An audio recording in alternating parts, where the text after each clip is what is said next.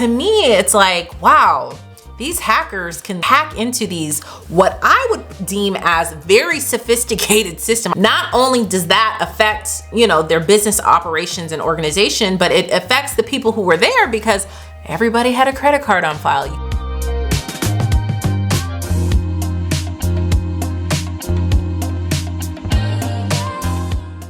Hi friends, welcome to Moms and Money, where we talk about making money, managing money, and saving money for the women in the household. So in last week's video, I was talking about Mint.com and how they were shutting down. Oh, my heart. And how much I loved them. But honestly, I filmed that video a couple of months ago, and now we're in January and Mint.com is still up, but they are transferring all of your data over into Credit Karma.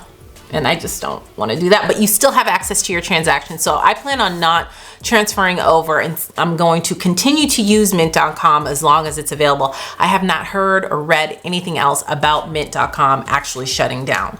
So that's good news to us. But during that video, I had mentioned a little bit about the cyber attacks that were happening in Las Vegas and different mortgage companies. And a couple of you said, hey, can you do a video about the cyber attacks, the hackers? I want to know more information about that. And I said, absolutely, let's chat. All right, so back in the fall, I think it started in September of 2023, Las Vegas was under a huge cyber attack. And it was kind of hush hush. Like I didn't see any news reporting about it or any articles about it until like a month while they were still in it, like a month later. The only reason why I knew about it was because it had popped up on my TikTok feed. And if you didn't know, you can get a lot of news, like real news, not edited, not censored news about what's going on all over the world on TikTok. It's wow, it's incredible. But anyway, a lot of people who were actually in Las Vegas at the time, just on vacation, started posting TikToks about what was going on there. And the companies weren't coming out and saying what was going on until like a couple of weeks later. So essentially MGM Grand, who owns several hotels in Las Vegas, not only the MGM Grand Hotel, but they own the Cosmopolitan, they own the Bellagio, lots of big name hotels on the Las Vegas Strip was under cyber attack. Not only MGM Grand, but Caesar's Palace as well, which is another big one in Las Vegas, Mandalay Bay and everything. They were all under cyber attack. So pretty much these hackers were holding ransom against MGM Grand and Caesar's Palace. So what did they take? They literally hacked their systems. They were controlling the lights. They were controlling the slot machines. They were controlling the key card access. They had access to all of the customers or visitors that were there who were logged into their system. They had access to all of that, and it was crazy. They couldn't access the elevators, like pretty much shutting the whole building down. This is wild, y'all. And I don't think that the hackers were in America. From what I hear, I don't know. I don't know which group, because there's several of these groups now that claimed this attack. But essentially, they pretty much fished their way into the system. They looked on LinkedIn, they looked for somebody who works for the hotel on LinkedIn, and then they called their, I guess, IT help desk or something, and they needed their password reset.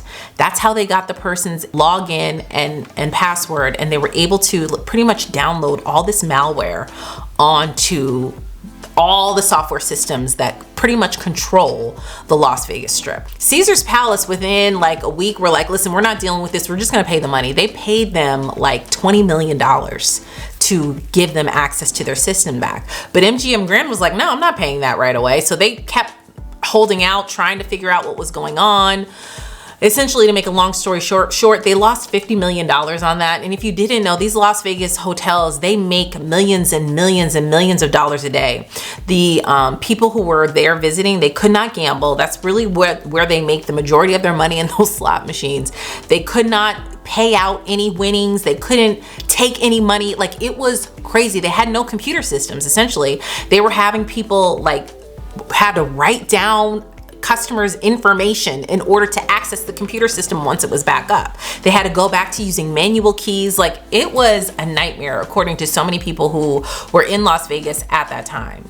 And so to me, it's like, wow, these hackers can control or hack into these, what I would deem as very sophisticated system. I would hope and pray that Caesar's Palace and MGM Grand have a very sophisticated system. They manage a lot of money. They have a lot of information from the customers that went. Not only does that affect, you know, their business operations and organization, but it affects the people who were there, because everybody had a credit card on file. You can't pay cash for a hotel anymore. You can't even use your debit card. Everybody had a credit card number on file. And that's what's scary. It's like, oh man, what am I gonna do now? Do I need to get a new credit card or what? So that's what happened in Vegas. Okay, so I had a search on my phone and I did find an NBC News article that said the cyber attack cost MGM Resorts about $100 million. $100 million, which is wild, pretty much. And then there's a couple of articles like, you know, cybersecurity articles that said what hacking group claimed the responsibility of it. And it's hard for the FBI or anybody or any agencies to track these hackers. I mean, it is crazy, okay? Now that's scary, but to me, the scariest information that I've recently heard was how the mortgage servicing company called Mr. Cooper was attacked, had a cyber attack. And when you hear that, it's like, whoa, a mortgage company?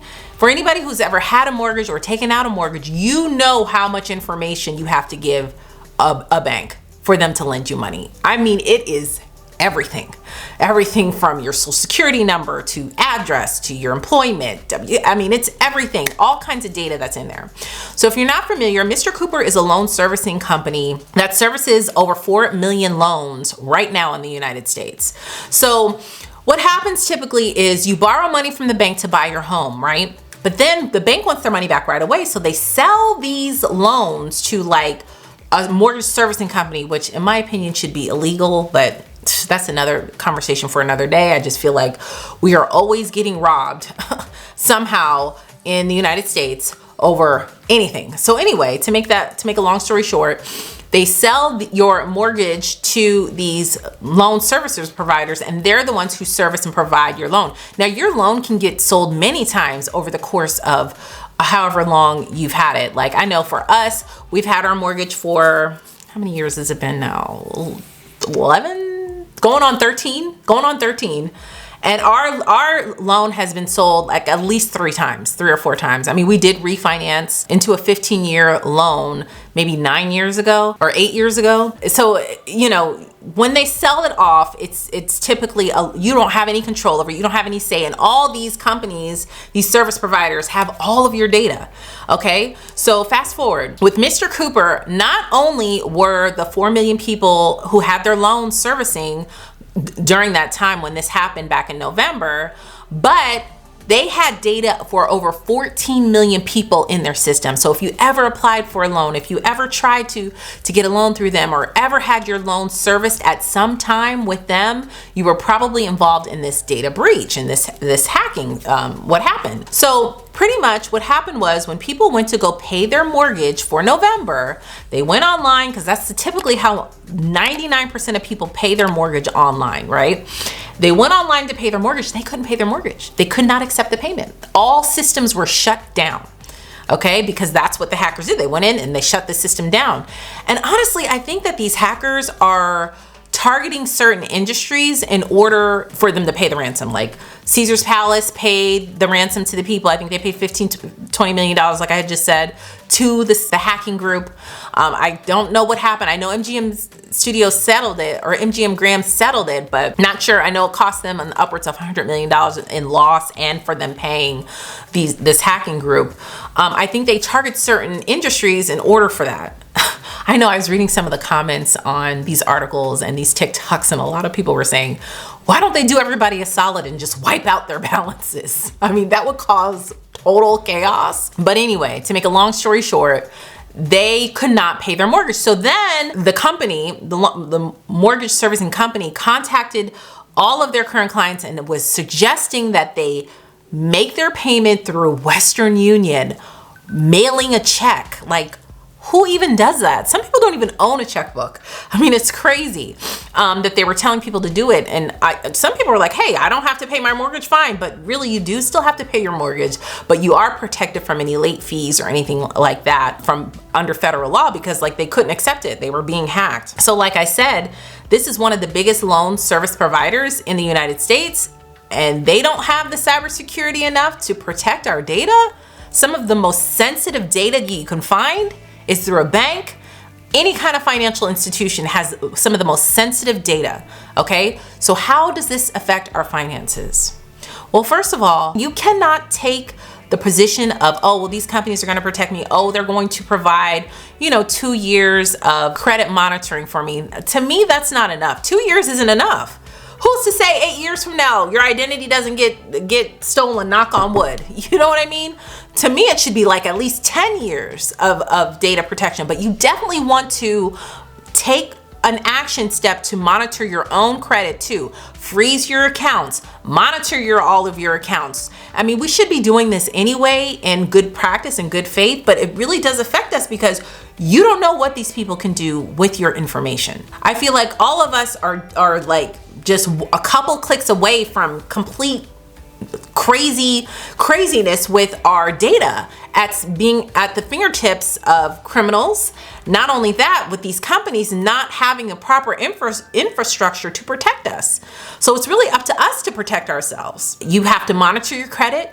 You've got to monitor all of your accounts, your bank accounts, your savings accounts, all of that, because that's really the only thing that we can control. So I will say this, if you had not heard of any of these breaches, maybe you weren't in Vegas at the time. I wasn't in Vegas at the time, or maybe your loan isn't serviced with Mr. Cooper. My loan is not serviced with Mr. Cooper. But at the end of the day, we do need to stay abreast to what's going on in the finance world, in the tech world, because fintech is huge. It's a huge industry, and I feel like it's something that everybody should kind of like continuously read up on what's going on, what you can do to protect yourself. There are a couple of cybersecurity accounts that I follow on TikTok that give just general information on what you can do to protect yourself. I am not an expert, so you definitely want to look to an expert to see what you can do with your data, and ask these companies like, hey, what are you doing to protect my data?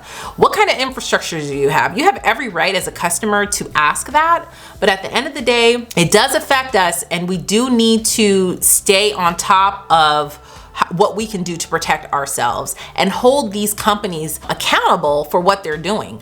You can ask and pretty much demand, especially if you're involved in this data breach, you can demand protection of that. So that's how I feel. Leave a comment down below and let me know. Did you hear about this, or have you heard about this in the past, these two huge cyber attacks? I know another cyber attack that happened in December was a health company. I think they collect blood, like do blood work, and everybody's medical information was, I think it was like 3 million people, their medical information was a part of this data breach. So it's like, it's crazy. It's really, really crazy. So you definitely want to, like I said, start protecting yourself. Do what you can, monitor your own credit, and sometimes it is beneficial for us to like invest in some sort of identity theft protection, especially if you're involved in these data breaches. So like I said, leave a comment down below and let me know, had you heard of these, if you've ever been involved or a part of a data breach, and what you did to protect yourself. So that's it, my friends. Thank you guys so much for watching. Make sure to give this video a thumbs up. It really helps my channel out. And join my YouTube family, girl, because we're talking about all things finances over here. I love you all so much, and I will see you in the next video. Bye.